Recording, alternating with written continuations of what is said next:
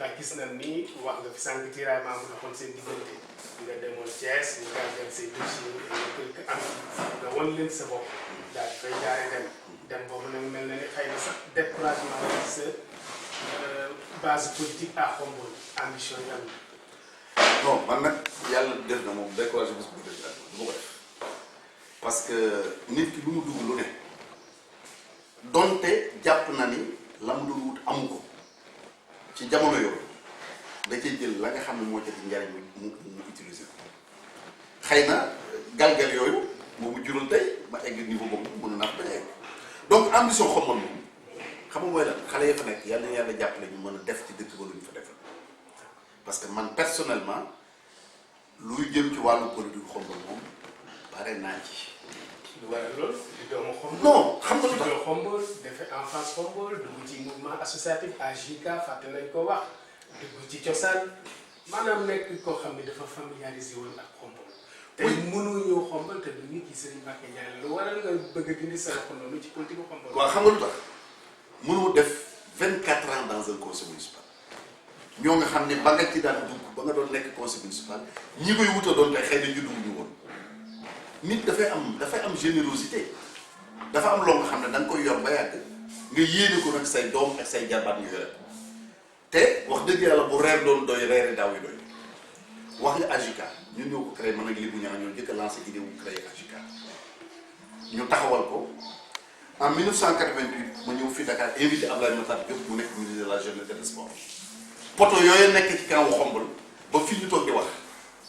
Abdoulaye Matar moo ko may à l'époque bu ñëw samp ko fa amul benn ASC bu nekkoon Khombole avant même may doon ministre ou quoi que ce soit te chaque année mu la équipe présider des finances jàppale leen au plan financier au plan matériel et tout bu may fàttali ko xëy na yenn ci action yi ma fi mujj a def mooy jënd naa matériel d'une valeur de 24 millions. sonorisation. très bien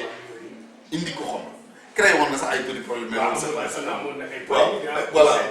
voilà ay téye ko wooy duñ ko joxee parce que affaire état la woon gouvernement bi daal ma dugg na léegi ko parce que mu yëfu bopp man maa génn sama xaalis jënd ko. oui maa ko jënd ñëw jox ko à la population de Khombole foofu nekk tey jumaa li ñuy wax jàkkee mu yoonu ko bopp bañ koy jënd affaire ba xaw a yeex j'ai sorti de ma poche 2,5 millions ñu fay ko gàmmu da doon jot ñaari jàkka yi ci nekk ba jënd nag jox leen imam yi ma jox leen ak leneen yoo xam doo ko wax man xam moom mosuñu ma far man maa doon ñafeel sama bopp ci àll ba ndeysaan sama bàyyi sama xarit sama lépp bu Ibrahima Mbaye nag dama ko wax fekk may organiser benn meeting de remerciement foofu ci biir Khombole boobu ñu nommé ma président conseil d'administration banque CNCA mu ni ma da ngaa baax rek ndax ba ñu lay fal ñun rajo lañ ko dégg ñu fal la nga woo ñu ni kaay leen ñu bokk li ma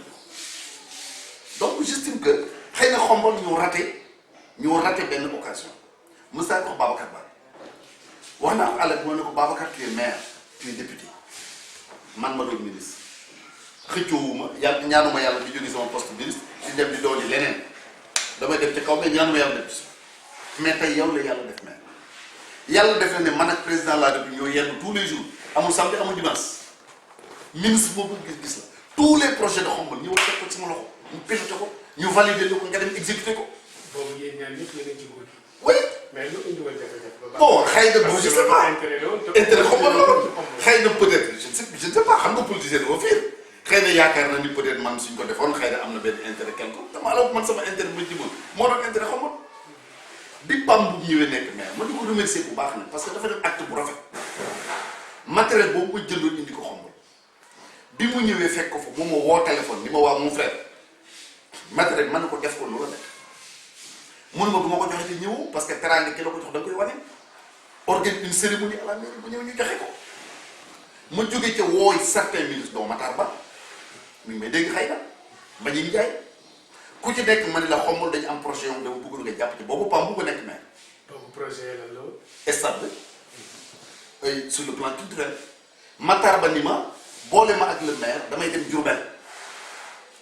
ma taxaw Khombole visiter le stade et comme yàlla dogal na Mbaye Faye moo may réaliser des stades yu bari te Mbaye Faye waa Xombol la je pense que mën nañ trouver un accord pour ñu defar gazon bi defar tribune yi defar lampe fa la mën a yem parce que du ma mel lan lañ def ba loolu aboutir je n'en sais rien. wax naa ko Pape ba créer link entre moom ak le ministre. créer beneen relation entre moom ak Mbagnick Ndiaye. Mbagnick ni ma day woote moom tam CRD à Thiès à l'occasion mu dem visiter Xombol seet sur le plan culturel lan la mën a booba nekkatuma au gouvernement nekkuma maire. oui mais man xam nga man may Sénégal ñëpp laa séqal jàmm boobu te tous les ministres yi may waxal ne ku ci nekk xam nañu relation yi ma am ak président de la république umpul kenn sama lépp da ciy taxaw guddi bi ci suba ngoon lenn rek laa doon def mooy dem conseil des ministres sinon sama situation en tant que ministre avec Wade en tant que ministre avec Macky Sall dara changé j'ai les mêmes avantages et tout je vois avec sama passeport diplomatique ak yeneen ak yeneen donc amul problème kon na ma leen mënoon taxawoo ba ma nekkee au pouvoir sax ba léegi moom ak ma mais nag kiy jiite boo ko wanee teg ko yoon ni ko jàppal ci lii ndax intérêt xaw ma mënoo topp ci tous les jours nag nga naan ko kaay leen def day ñu rek la dem. mais jàppoon ni projet yooyu mu ñëw Xombol ba léegi parce que askan ba soxla nañ ko stade bi ay jafe-jafe dafa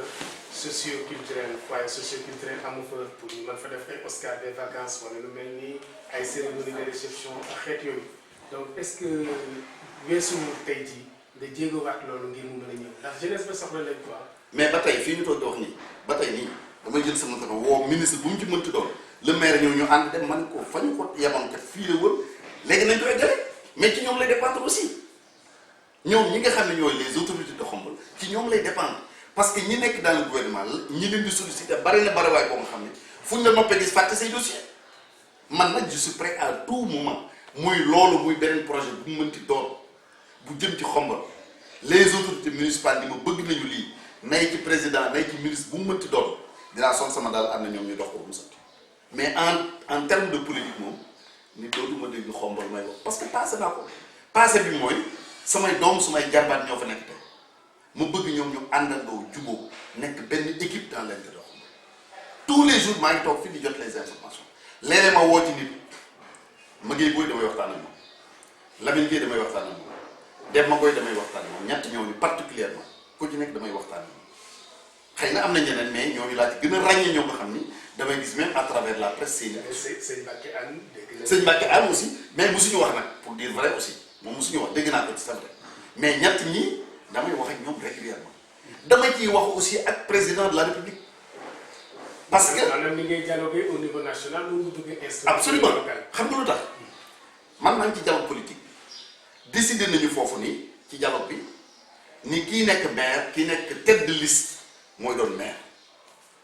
kon tey bu ñuy dem élection municipale ki toon tête de liste maire Xombol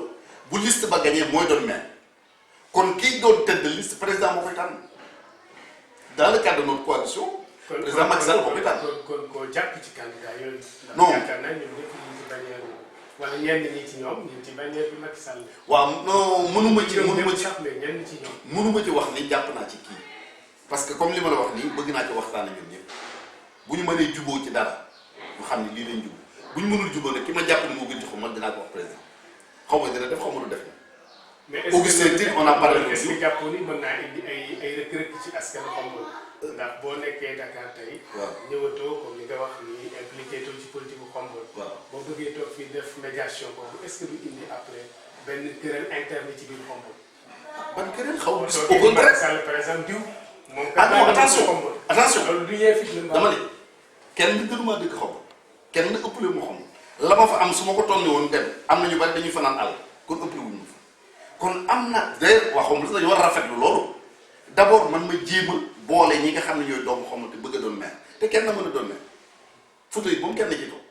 naka laa mën a fi dajale leen pour que ñu kenn jiitu keneen topp ci suñ ko mënee am xel suñ ko mënul am nag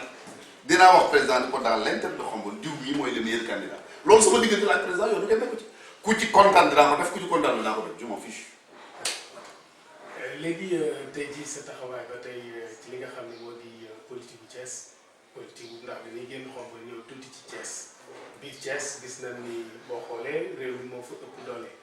daanaka ci tendance yi fa jot a gis ndax élection yi weesu yëpp boo fay gañ ndax yow jàpp ni PDS liggéey bi war foofu wala lan nga war a mën a jàpp ci gars yi nga xam ne ñoo nekk foofu doon liggéeyal waat. xam nga lii sama yéene benn bokk yaakaar par exemple boo ci jël baax na. xam nga man lii sama yéene bu sama pexe jubee réew mi ak APR ñooy bokk candidat Thiès. bu say pexe jubee. waaw réew mi ak APR ñooy bokk candidat. dina jafe de. du jafewul non ñaar ñoo xam ne itam jigéen lañu. non kenn ku ne yaa ngi fekk jëmale sa bopp. xam nga dañuy jàngal bi ñu nekkee dans les mouvements communistes là que les extrémités se touchent gis nga bande bi boo ko téyee nii digg bi ñu maanaam ñaari cat yi pour ñu laale moo gën a yomb digg bi laale cat yi ba mu tax dëggal la am na lu la sori lool ci gis nii mais ci xol sori am na lu la jege lool ci xol te sori na Sénégal il faut ngeen jàpp li ma leen di wax ni yéen waa Xombol réew mi dafa nekk ci tournant dafa nekk ci benn village boo nga xam ne kuy cuune bokkoo fi réew mi toll nii benn village la ak 90 degré kuy cuune doo dégg ndéy te ku déggul ndéy bokkatoo ana Idrissa gën ñu ko dégg. waa gën na def réaction ana Madické Niang gën ñu ko dégg. waaw moom it pareil. ana Pape Diop gën ñu ko dégg. élection yi. ana Malick Gakou gën ñu ko dégg. ana Adjou Sy ak ñeneen ak ñeneen ak ñeneen pourtant ñu ngi ci réew mi ñi ngi def opposition ci façon bi ñu ko gëmee muy bu ma xam aussi muy bu ma xam donc sama yéene man ak sama pexe parce que élection municipale il faut ñu xam ni du élection président de la république affaire gox bi la te gox bi ka koy jiite man nga ànd ak moom te bokk leen parti ka koy jiite man na bañ a bokk ci benn parti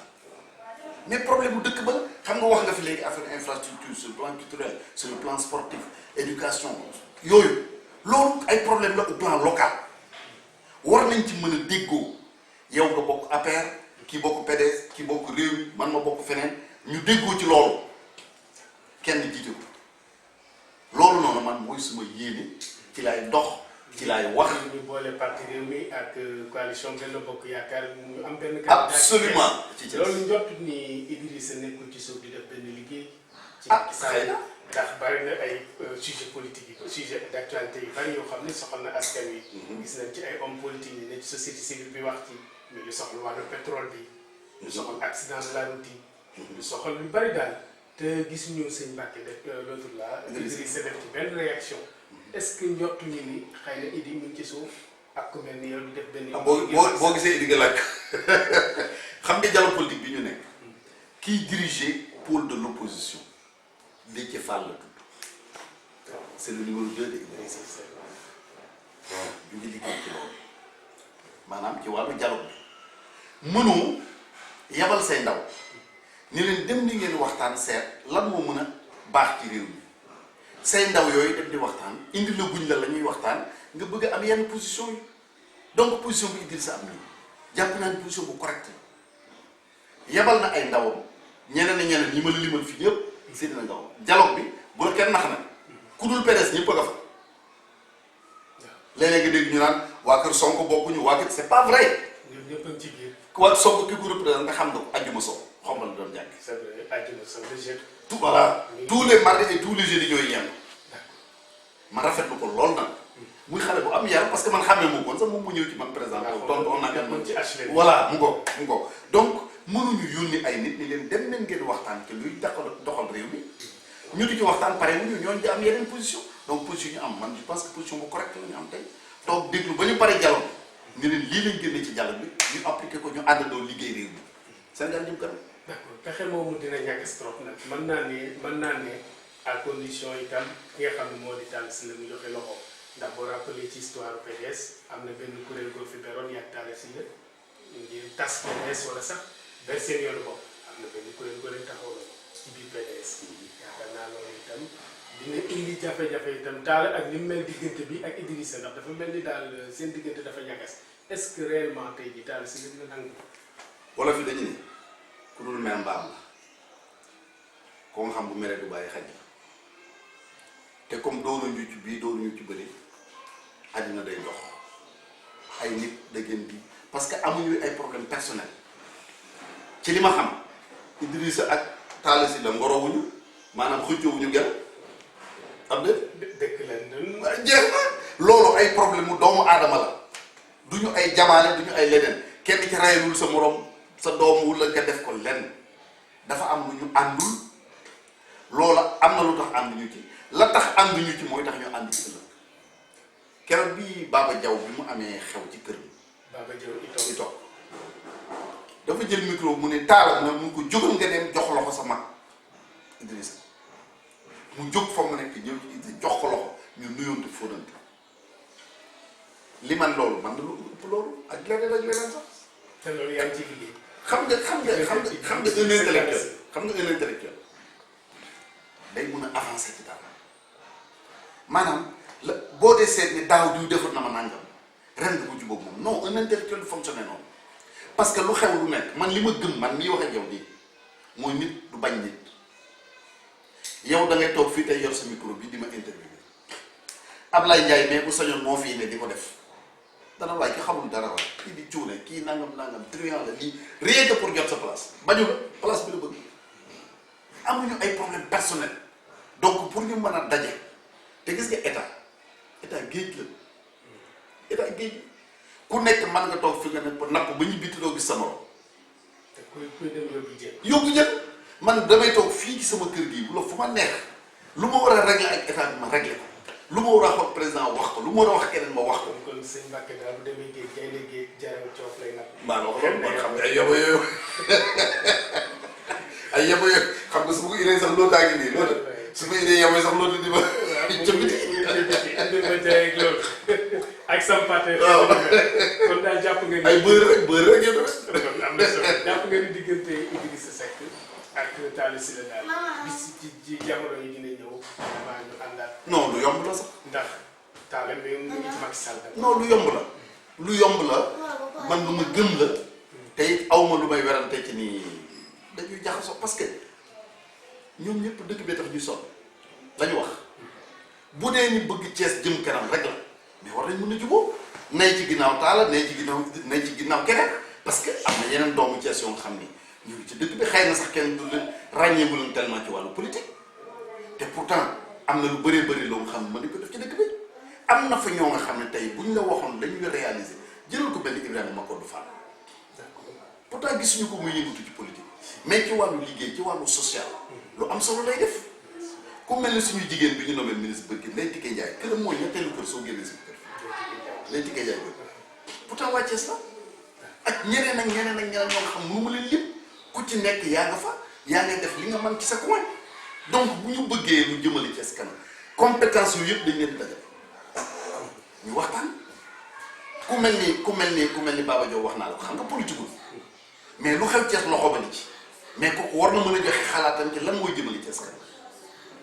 te xam nga dafay neex ki nga xam ni bëggu la faru day neex pour bu fal la xam nga wax naa la kaaw Xombol léegi man mi bëggu la faru Xombol day neex ci man ni Xombol la defe naa ni diw bi buñ ko jiitalee nangam diw bi buñ ci toppee nangam programme bi buñ ko tëralee ñu Xombol parce que intéressé wu ma ci en terme de ku bëgg a faru donc arbitre kay doon neutre kon Thiès effectivement war nañ mën a dajale tous les fils de Thiès ñu taxawal loo xam ne njariñu dëkk bi lay doon. absolument. xam naa nag dañuy jeexal ci li nga xam ni mooy Xombol ñëwaat ci projet Pontedera muy projet boo xam ni jamono Babacar Ba. boobu yàgg na de. boobu yàgg na boo fu mu toll. la bëgg a laaj ndax xamoo ci dara ndax yaakaar naa jamono yu Abdoulaye Wade la woon. ndax mën nañu ci wax dara. non projet boo wax dëgg yàlla xaw ma ci dara am na juste ay jamono ma amoon ay nit yoo nga xam ne dañuy interroger ci agriculture dama xamatul ndax Pape Bouba la woon ou bien Babacar Ba la woon am na ku ma ci mënoon waxal ku ma ci mësoon waxal pour ñu xool naka la ñuy def pour lancer ko mais vraiment aw ma ci benn kii maintenant su fekkee ni projet ba ma nga fa ba léegi suuf sa maanaam ma nga fa espace bu ma nga fa amoon na je pense ay terrain ak des trucs comme ça voilà bu dee ni loolu ma nga fa te municipalité bi ak populaire bëgg ñu relancer ko man mën naa ci dox ñu relancer ko mën naa wut ay partenaires ñu ñëw relancer ko mais xam nga luy suñu problème ñun dañuy xeeb liggéey maanaam tey boo ko fa defee xale yu góor ya fa nekk au lieu ñu dem liggéey ko duñ ko def dañuy wuti leneen pourtant projet bi prévoir na 1000 emplois. waaw mais ba mu prévoir 1000 emplois ñaata fa doon liggéey man ñoom Fatim Ndiaye laa doon gis bu ñu xëyee gàddu seen i bool di fa dem di defee xaw ma lan te loolu lu mooy doxal projet il faut que nit ci gëm ko gis nga lu mel ni Prodac. Prodac mooy projet bi ma gën a gëm ci projet Macky Sall parce que dañu ñëw ci àll wut nangami hectare aménagé mu am ndox am dëkkuwaay am fu ñuy fajoo am lépp ñu jël ay ndaw indi leen fa. pourtant amoon na ay rëkk-rëkk ndax ñu ngi doon tuumaal Mame Mbaye Niang mi ko jiite woon ci ay koppar yu mu waaw xam nga réew bi dafa doon dem réew mu nga xam ne dafa doy waar man yorewuma dossier boobu entre mais li am tuuti parce que am na lu ma xam tey am na ñoo nga xam ni li ma la waxoon aussi mooy dafa am beaucoup de sociétés yoo nga xam ne man maay seen représentant au Sénégal ay relations yu ma am la ak ñoom ñuy liggéey am na ci benn société italienne boo nga xam ne maa ngi liggéey ñoom actuellement ci benn projet SICA boo nga xam man maa trouvé le financement ñooñu dañu impliqué woon ci dossier wu Prodac donc xam naa ci lu bëri ci dossier Prodac mais dañ ci tuumaale ñoom defuñu ci dara mais un ministre dama lay wax benn affaire boo nga xam ne Sénégal yu bëri xamuñu un ministre mënul détourner 1 franc benn 15 ministre mënul ko détourner xam nga lu tax ministère boo dem dafa am benn DAGE wala SAGE DAGE boobu wala SAGE boobu du ministre bi moo koy nommé ministre de l'économie et des finances moo koy nommé. décret la bu jógee foofu. waaw boobu lay jógee alors DAGE boobu wala SAGE boobu mooy gérer tout le budget du ministère xam la ministère lu mën ni ko bëgg naa ñu def nangam. ñu exécuté moom mooy def ministre du gis du fekkee du laal 1 franc ba di ko détourné donc bu ñu xëyee accuser un ministre ci loo nga xam ne teguñu ko fenn dafa yomb xëy rek jël benn affaire sànni ko bu bëri ki dem dégg nga ku mel ni Lamine Diallo Mamadou Lamine Diallo kàcc fi kàcc woo nga xam ni wéy dañu prévoir 2 milliards pour jox ko fonds politique ki nga xam ne mooy nekk le chef de l'opposition te daa amu ci. man def naa une sortie Idrissa Seck ci chef de l'opposition bi. pardon nga ni. Idrissa moom lañ joxoon dañu bari. non xam nga man su may liggéey ci dossier du ma tudd nit damay tudd principe pour mu jiite moom laa wax dama ni parce que texte bi ñuy defar nii man ma di ci liggéey ak ñeneen ñu di ci liggéey day wéy ba xaw ma ban at ci àddina lañ koy soppiwaat bu dee dañ ko soppiwaat du dëgg kon bu ñu koy defar du ñu tenir compte ci nit ki mais li am mooy dañu naan chef de l'opposition kan la war a doon man sama xalaat bopp mooy bi ñu parce que nekkuñu ci régime parlementaire régime présidentiel la ñu nekk kon boo nekkee ci régime présidentiel bu ñu demee élection présidentielle ki doon deuxième kooku moo war a nekk chef de l'opposition tey bu ñu ko xoolee comme ni nga wax mën na doon Idrissa beneen élection mën na doon Massamba mën na doon Mademba mën na doon keneen mais noonu la ñu war a tànnee le chef de l'opposition. kàddu yu mujj yi ngir ñu jeexal émission bi lan lay nekk. mooy gërëm leen sant leen encouragé leen bu baax li ma la wax ci njëlbéen sa caméraman bi xaw ma lu mën ak lu mu mënul ndax gisaguma image yi mu li mu filmé wante yow moom mën naa affirmer ci ni ngay aborder sujet yi ni ngay poser question ak dal ak yar bi nga ci àndal macha allah boo ci continuer yàlla na yàlla fan cat mais mën nga ci egg dama koy répété waat fu weesu sa jot parce que xam naa man lan mooy communication réew mi ñu nekk defe naa ñi ma ciy jàngal communication lu bari kon xam naa ni boo continuer ci yoon yi macha allah dañ dégg feneen di ñaan aussi d'abord di ko ñaan sama bopp di ko ñaan waa Xombol yépp lii ngeen di def ñu jàpp ci ak façon bu ci mën a jàppe dégg naa yaa ngi wax affaire publicité léegi di wax ay ñoo nga xam yéen ngi publicité il faut que doomi Xombol yi yëngu ci wàllu économie moo xam lu mu doon moo xam transport la moo xam commerce la moo xam leneen ak leneen ñoom it ñu approché leen pour di leen wutal lu jëm ci publicité en tout cas man dinaa ci bay sama waar ñi ma ci mën a intéressé yépp bu neexee yàlla dinaa ko def naan mettre en rapport avec ñoom yéen it ngeen jéem ko def de manière professionnelle bañ rek ni xam nga tepp moo gën yére tepp moo gën yére xam nga boo gisee Israël yi ñoo créé goutte à goutte yooyu ñuy arrosé xam ne kii bi dana toog voilà dëkk ci rek te du fa jógee bu ngeen bëggee nag ci saa si ngeen daal di am lépp dem du sotti TFM mi nekk le plus grand groupe tey du Sénégal Sport FM la tàmbalee woon nekk lu ndaw ba egg fi mu egg tey donc gëm leen ko en tout cas man ak ku mel ni man danañ jàpp maa ngi lancer un appel à tous les Khombolo ak fu ñu mënti nekk dans le monde vraiment ñu jàpp leen parce que initiative bi ngeen jël bu rafet la jërë ngeen jëf. jërë ngeen jëf suñu mbokk internet yi rawatina ñi nga xam ni ñooy suñu téléspectateurs yi ci K25 tey Serigne Mbacké Ndiaye leen amaloon waxtaan fii ci quartier Biaye bi ci Ndakaaru sëkkoon ak moom waxtaan wu bari soxal politique ak carrière am waaye itam lu soxal diwaanu Khombole kon suñu ñaareelu émission penc mi nii la woon Malick Sarr Gueye moo ko doon réalisé ànd ak Fallou Thiaw mu ngi doon gunge ci caméra bi xam naa dañ leen di jox dig daje ba prochainement ci suñu yeneen prochain numéro ànd ko nag ak doomu Khombole yi ma leen di rappeler également ni émission penc mi nekkul émission boo xam ne rek dafay laal politique waaye dinañ waxtaani culture éducation baa ngi fi économie santé fànn yooyu yëpp dinañ ko càmbar ak suñu yeneen invité kon dañ leen di jox dig daje rek ba prochainement incha allah jërë ngeen jëf